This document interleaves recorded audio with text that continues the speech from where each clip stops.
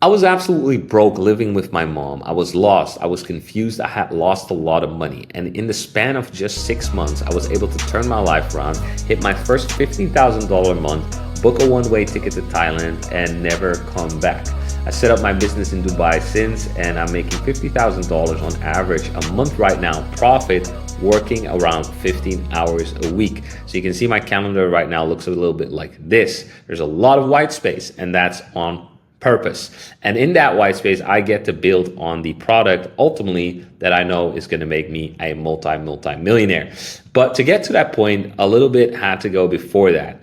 So in 2023, I was absolutely broke. I had tried everything. I tried e-com, I tried trading, I tried affiliate marketing, YouTube cash cow channels, etc. You name it, I tried it and I failed every single time. And the biggest reason was very simple. Everybody who is in a 9 to 5 ultimately is tired, and what they're looking for is relief. These gurus on the internet, they know that. They know you're looking for relief. And so they offer you that by saying, hey, here's the fast, quick, and easy method to make money online. And the longer you chase those quick, easy, fast methods, the longer you stay poor and very unhappy. So in 2023, I decided enough is enough. After 2 years of failing, trading, e-com, and losing over 10,000, probably close to $20,000, I was like, I'm done. I'm just gonna do the thing that I've seen business owners do over and over and over, which has made them money. And I'm actually gonna get rid of this idea of I want a no effort, easy, passive way to make money. I'm just gonna put the fucking effort in, because you know what? I'm already doing this work. This is already hard enough. And there possibly can be anything else that I would hate more than working a 9 to 5 and having a boss. So I'm just going to do the hard thing. And I saw people succeed constantly with sales and a service business, right? Or in other words, an agency. And so I was like, you know what? I'm going to start one. I'm going to start an agency and I'm actually going to learn how to sell. And funny enough, that first month I made 2K. And that was instantly enough for me to be like, holy fucking shit, I've been a fucking dumbass these last 2 years. I quit. And I quit that job immediately. Then the next month, I made 5K. Then the next month, I made 7K. And the next month, I also made 7K. And then I got an invite to go to a mastermind in Thailand and buy a mentorship for 10K at the time. And the crazy thing is I had just saved up 10K. And then I spent all of that because I was like, yeah, I'm all in on this agency shit. And I need the best gear for me to succeed. So I bought a MacBook, bought an iPhone, which was like, I guess, 4,000 euros in total. And the rest of the money I spent on a mentorship. And I went to Thailand. And I had literally, I think, $1,000 in my bank account. And I was like, this is crazy. But for some reason, the mentor I had back then, he just was like, bro, it's going to be fine. You're going to be fine. And I knew I have some clients. So I kind of projected, okay, next month, December, I'll do around, 7K again, hopefully. So I'll be fine, And then funny enough, that month, I get into the Philab with a bunch of entrepreneurs. I start getting more clients and suddenly I make $15,000. And that was like 6 months or 5 months after I decided, you know what, I'm going to fucking get rid of the trading e-com bullshit. I'm just going to start this fucking agency thing. Boom, $15,000. Then I started uploading a bunch of stories and Instagram pictures of me traveling, and people started naturally reaching out, asking me like, hey, can you show me how to do that? And I was like, okay, sure. So I took on my first few students. And I literally didn't even have a time frame. I was just like, yeah, I'm just going to help you be successful. I didn't even say like, 3 months program or 6 months program. I was just like, I'm going to help you. We're going to get to success, et cetera, et cetera. And greatly enough, all of them got results. It was fucking insane. Some of them hit 25K in a single month. Some of them hit 10K in a single month, et cetera, et cetera. And then from there, we just started scaling with more clients based on the agency, also some coaching students, and I partnered up with Noah. And then we took up the whole program of other people, which was a program everybody wanted a refund. But then me and Noah came in and we started teaching those people and coaching those people, and everybody was fucking happy. So then we're like, holy shit, we're doing so well. And I guess it's new that there's people who actually give a fuck about their students, which was us. And so we decided to start our own thing. And that's when things really took off. So in the first week, we made like 10K. And then the third month, we made 30K. And then we got a bunch of client results. So we started scaling all these people. So all these people who literally were in a 9 to 5 or were in high school even, like Young, we helped him from 2 to 12K a month. Luke from 0 to 10K a month. Matthias from 2 to 17K a month. Oh, sorry, no, that's not right. What is that saying? 17, that's Miguel. Sorry, Miguel's 2 to 17K a month. Matthias was 11K actually. But yeah, he's now traveling the world. He now has a girlfriend. Miguel started traveling the world, is also in Bangkok right now. Got a girlfriend. Actually, I met up with him last Saturday. That's the first time I met him. It's your boy. Too clean. She. How you doing, bro? Doing good. How are you? And a bunch of my other students, a year ago, we flew out to Thailand. We had a mastermind, right? So that's where we basically had 5 people come to us in Thailand, and then we helped them grow and scale their business in real life. Since then, we've also helped a bunch of people get to 100K a month. So for example, last year, we helped Ray Bean scale from 30 to 150K a month in just 3 months. I wrote the ads, I wrote the VSL, I wrote the whole landing page and everything, basically made the whole funnel. We oversaw like setters, closers, etc. Abel helped him from 30 to 100K a month in 4 months. Aryan, he started with us at 0, scaled to 80K a month in 6 months, which is fucking insane. We worked with Nick Setting back when he was still doing around 20K a month, which was like 2.5 years ago. And then we helped Turn, and there's a bunch of other people that we've helped in our journey. So ever since then, everything has completely switched around 360. And what is the biggest principles for you to actually be able to replicate this same kind of success for yourself? But you can see we have a fuck ton of client result. We have a lot of testimonials. People who are saying like we're the absolute best. Leon and Noah are 2 Gs. They're one of the best people that I've ever worked. Were actually the ones that told me about, okay, this is what we're going to do, and they actually done it. That's also the reason why I've seen the best results working together with them. Iman here. Shout out to Leon and Noah. Dude, you guys saved my business. I don't want to play everything. You can check it out in the description. There's like our case study library and everything. But that's pretty much the story. And if I had to boil it down to like what is the easiest principles you can take away right now for yourself to understand how to scale and how to grow and how to make money in little time, it's really bridge a skill gap and then a staircase. That's my philosophy, and that's the easiest model that I've seen the people around me as well who make like, I have a lot of friends who make like 6 figures a month and even 7 figures, some of them. But the model is really simple. You bridge the skill gap, right? So whatever you're least sufficient at, and then you basically push that to the max, and then you basically jump the stair, right? So if I had to give you a really simple analogy, let's say you go to the gym.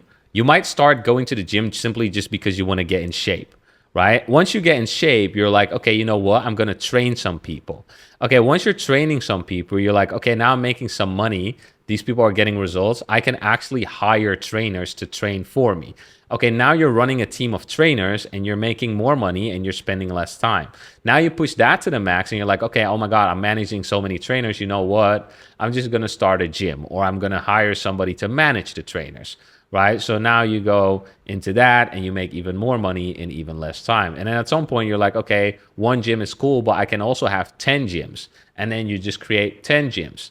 And now you're suddenly the founder of a franchise, and now you make more money in less time. Now, this is also generalizing that everything is going well. Obviously, you can also make less money, but this is generally how you want to think about entrepreneurship, right? A lot of reasons why people stay stuck is they learn something and then just stay there. And that's the case with most 9-to-5s and most jobs, is that you're capped at a salary, right? So you're in a wage, which is already capped. And then it's like there's no upside. So when you finally do get a promotion, you go from making 2.6K a month to like 2.8K a month. So there's no compounding jumps. There's no multiplication. But when you do this, you can already see this guy is having leverage. And what we call leverage is basically he has a multiplied output because he has different people working for him in different facilities on different levels. Whereas this guy, he's doing everything himself. So as a personal trainer, you might only get to, let's say, 5K a month. But then if you, let's say, become an online coach, you can get to, let's say, 30K a month, right? So that's, for example, also what we did with Iman. Iman was a fitness trainer, right? And I helped him personally literally get to 30K a month in 2 months by him doing online. And then, another level could be, managing online coaches and then selling the program to your personal brand. So there's different levels, but the point is that you multiply your output. And that's the amazing thing about business, that it allows you to evolve. Whereas in a job, you usually cannot really evolve other than just get a bit more, because you keep running into the same bottleneck, which is you do not get paid for anybody else's time except yours. That is the big scam. If you could call a job a scam, that is the scam, right? Is you don't have access to other people's times, right? Whereas a business owner, he can hire people, so he has access to other people's time. And if your time is worth $100, right, and you hire somebody for $10 and they can do what you do, now you just multiplied your output so you can make more money in less time. And that's the game of entrepreneurship. And then it's simply just learning the skills for the next level, right? So the skill at you getting in shape yourself is like, okay, how do I actually get in shape? How do I eat? How do I train? Okay, once you understand that, the skill becomes how do I make another person do what I did, right? Which is more about getting them to believe in themselves, teaching them, coaching them. Then you're like, okay, how do I get somebody else to teach somebody else? Which is a whole nother skill, right? Then you go, okay, how do I manage the teachers? Which is another skill. Then you go, okay, how do I deal with investors and have different managers and then have different assistants and etc. And how do I have the email set up and the administration and the accounting and all that shit, right? So every level just has a different stack of skills that if you learn the skills from the previous level, then you should be able to be like, okay, cool, I learned enough. Now get somebody else to do this, and then I level up. And then that way you ultimately get somewhere on top, and now you're a multimillionaire or whatever, right? And the trajectory is pretty inevitable if you just follow it. So I already know that I'm going to be a multimillionaire simply just from the trajectory. Right? I don't even have to think like, oh, what if I hopefully get lucky? Or maybe one day if I win the lotto, which is what a lot of normal people, right, who are not in business and entrepreneurship, they think like that, right? And then the other thing that is the main priority is client acquisition, right? So remember, like I said, the main skill I invested in the beginning, which is why I got so fast to 15K a month, was sales. Right? Because I understood like, okay, people can work on their logo and they can think, okay, what am I gonna deliver with my agency? But really, until you are able to convince somebody to be your client, there's no point in doing anything, right? So my main priority was always, how do I get a client? Not what service should I deliver? Because I was like, I'll do anything. If you want me to build a website, I'll build a website. If you want me to do ads, I'll figure out how to do ads. Like I was never like, oh my God, the thing I'm offering is the issue. I was just like, I just don't know how to get people to pay me. So once I learned that, boom, it became super easy. And then you have all the means to get other people to fill in for the skills, or you do it yourself, right? So for example, we had Maxime. He scaled from 0 to 30K a month because he started selling AI websites, right? So we taught him exactly, hey, this is how you basically sell the websites to people for $2,000, $3,000, $4,000. And then he just got AI to make the websites. Right? And the same goes for Noah, this guy, right? Same idea. Just sell a service that AI takes care of, and he does like cold email. So he has AI write all the cold email. But the main ability was for him to understand how to get a client, right? And that took a while. And the same thing for Lanzi, right? She had an amazing service, but before she worked with us, she was literally selling her service for $300 because she was afraid and insecure of sales calls. So she would just send people an email with her services, and she did literally everything. So she did LinkedIn, Instagram, Facebook, TikTok, and Twitter management, right? So imagine getting a business owner and taking care of all their social media for $300 a month. That's a nightmare, right? So she signed with us, and then we got her to sign clients for $12,000, right? 4K a month for just LinkedIn. So the only thing she does for them is write LinkedIn posts. And she doesn't even do that herself because she has a copywriter, because we also showed her like, hey, this is how you hire and train people, etc. Right? So she literally has a team that's taking care of the delivery. Now, again, the interview with Lanzi, the interview with Noah, interview with Arjan are all on my channel if you want to see those more in depth. But that's the simple way that you're going to make money and you're going to be able to succeed. What is something that people would find worth buying? And then how do I communicate my value so they actually buy? And that's where people struggle the most. Most people can think of something to sell, right? Just like Lanzi did, just like Maxime did. Like, for example, the websites or the social media management. But they just don't know how to communicate the value. And so people are like, oh, I need to think about it. Or, yeah, sounds interesting. Send me an email, and they'll never get back to you. And people ghost you constantly. People don't want to do business with you. Because business, ultimately, is another life lesson, is communication. That's it. Think about it. The $1 million CEOs or the billionaire CEOs, right? Like Elon Musk and Tim Cook, right? The CEO of Apple. Actually, there's now another CEO. But anyways, any CEO of a big company, do you think that they're sitting in the factory making iPhones? Do you think the CEO of McDonald's is in the restaurant like flipping the burgers? He doesn't even see the restaurant. That guy doesn't even want to eat the burger of the restaurant. I think everybody saw that clip, right? Of the McDonald's CEO trying the burger and then like spitting it out and shit. Like these guys, all they do is just talk to people. They talk to investors. They talk to the managers. They talk to the people that are making the company run. They're not sitting there selling. They're not sitting there flipping. They're not sitting there making. They talk to people and they talk their way up, all the way up that ladder I just showed you, right? And because that's the big secret behind it. Every ladder just comes with a different way of communicating to the people. That's why entrepreneurship is the ultimate game. It's really an addiction once you get into it. And once you get good at it and you start making money, it becomes an addiction. It becomes an obsession because there's nothing more rewarding than that journey itself. And before I used to, I was never materialistic. Like I never really cared about like cars and watches and all that shit. And might sound counterintuitive because of these photos and the background and stuff. But the thing is, like, the only reason I started was because of freedom, and I wanted to retire my mom. I can have freedom and I don't have a boss and I can retire my mom. I have made it. Like my life is complete. But then once I started, traveling and started hanging around other 6, 7, 8-figure entrepreneurs, then my mind got warped for a little while. And I was like, oh my God, watches, cars. And then I've just never been that guy. I respect it if you're like, oh, looking at Porsches and Lambos. And I know guys that do that. Like they mentally masturbate to the material success. But I was never that way. I was always just obsessed with learning. That was like my big fucking gooning shit. It's like learning like the secrets of the universe and the laws of the universe. So I'm like super big in psychology, philosophy, and all that stuff. So then for some time I got warped just because you hang around other people. So then your reference frame changes and they're like, oh, why don't you get a Rolex? And why don't you do this? And then suddenly you're buying a Rolex and shit. And then now, actually, I want to get rid of everything because one of the biggest things was like I was able to fly my family out. That was super rewarding, right? But me wearing the watch, the watch looks nice. Like I can't lie, it looks good. But it's like, yeah, that's it. It's a watch, right? And I know there's some investment value in the price. Usually, it's a way to preserve wealth and increase your investments and all that stuff. But the thing is, like, for me, myself, I like minimalism. I don't have anything. I don't buy anything.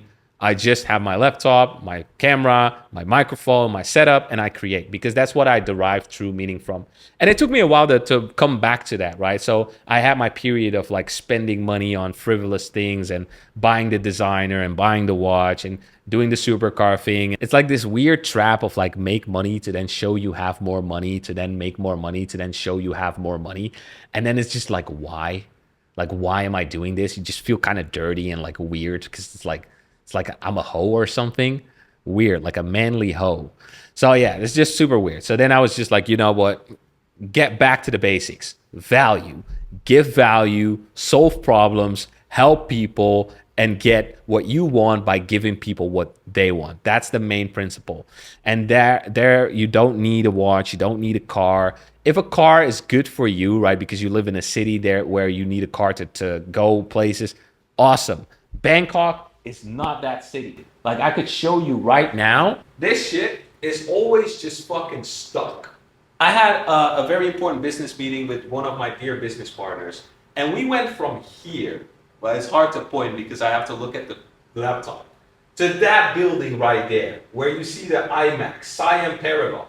This is literally 1 kilometer, but she has a car. So we were like, okay, let's take your car because she didn't like to walk. So I was like, okay, let's take your car.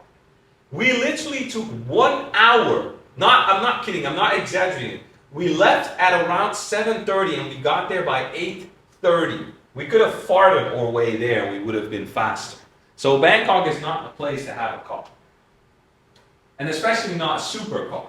Because next thing you know, you're driving, and especially if you're foreign, you're not going to pay attention to this. You make a left and you didn't see the fucking motorbike because it's fucking motorbikes everywhere who are just twisting and turning whatever way. Like they're not like chill, like, oh, this is the bike lane, let's go. They're just like wham, in between cars, trying to get everywhere super fast. And there's a million of them. So yeah, anyways, That was a very random tangent, but yeah, now you know something about Bangkok.